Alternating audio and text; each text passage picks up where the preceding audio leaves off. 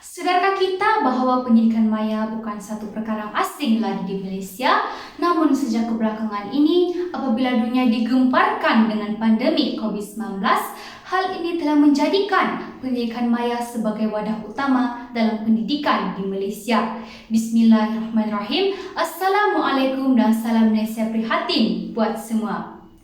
Menurut pemerhatian UNESCO pada April tahun 2020, sebanyak 1,6 bilion pelajar terkesan akibat penutupan institusi pendidikan disebabkan pandemik ini. Di Malaysia pula, sebab penutupan institusi pendidikan ini telah memberi kesan kepada hampir 8 juta pelajar di seluruh negara.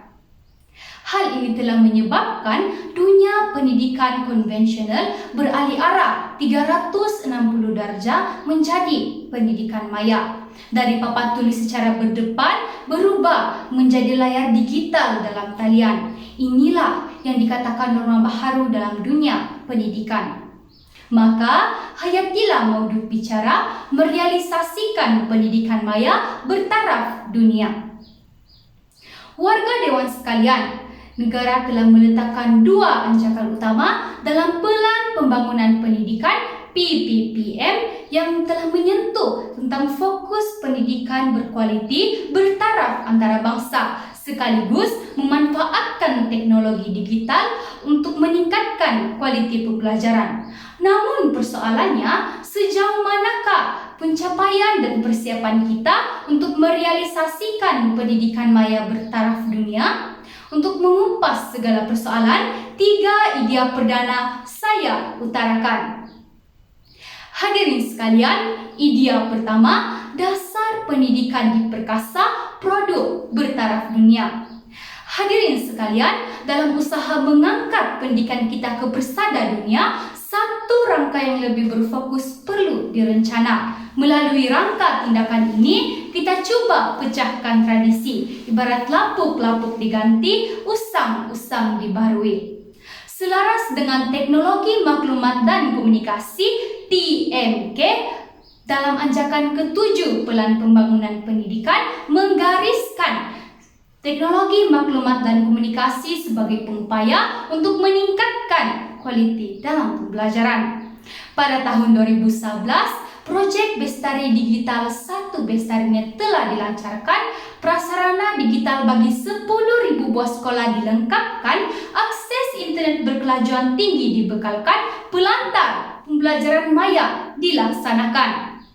Baru-baru ini juga, Yang Amat Berhormat Tan Sri Muhyiddin Yassin, Perdana Menteri kita, telah mengumumkan inisiatif My Digital yang akan mewujudkan ekosistem digital di negara kita sekaligus meningkatkan literasi digital di kalangan masyarakat di Malaysia.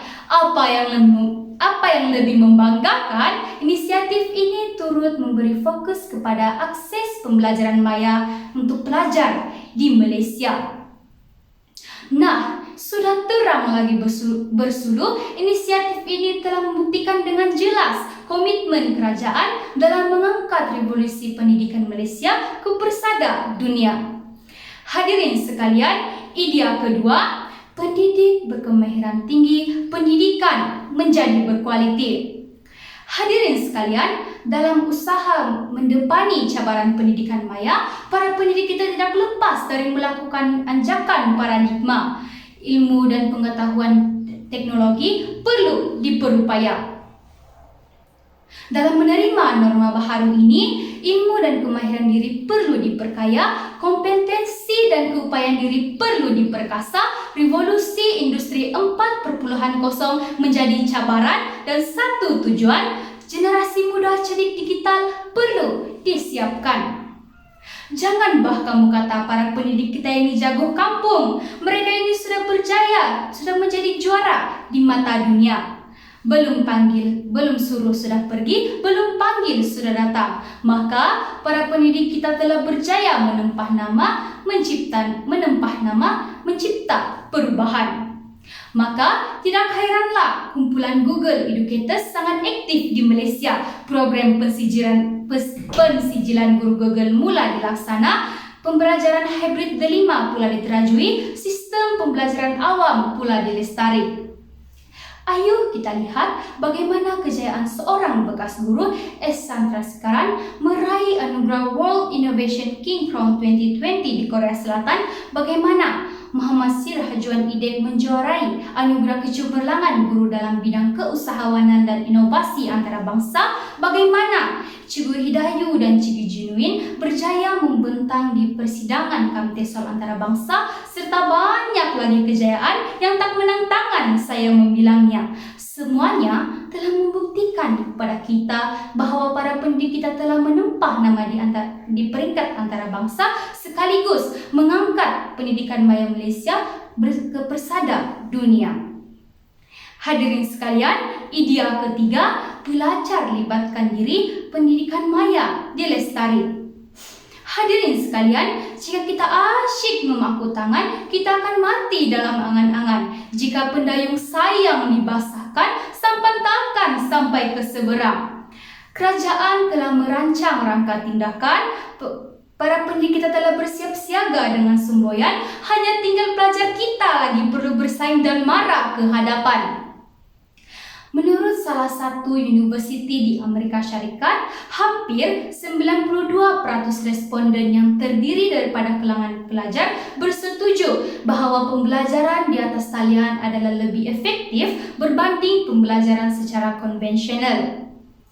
Lantas, beberapa pensyarah dari Universiti Teknologi Mara telah mendirikan pelbagai pelantar digital. Idea interaktif ini bukan sahaja mendapat pengiktirafan nasional, bahkan turut meraih perhatian global.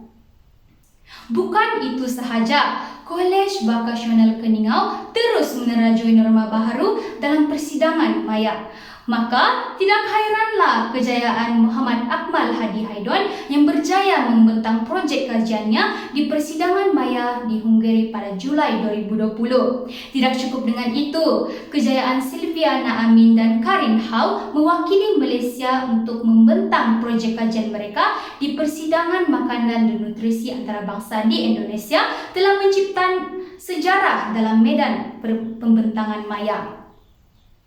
Manakala Frog Asia melaporkan, dianggarkan dalam 1 juta jam ulang kaji Kendiri telah dijalankan oleh murid menggunakan prasarana digital. Semuanya demi memastikan prasarana yang dibina dapat dimanfaatkan. Kesimpulannya, hadirin sekalian, zaman beralih, musim bertukar, enggan seribu daya, mahu sepatah kata. Jika tidak dipecahkan ruyung, manakan dapat sagunya. Kita ubah adat konvensional, kita nikmati natijahnya. Kita kini hidup di dunia digital, kita lestarikan normanya. Sekian, terima kasih.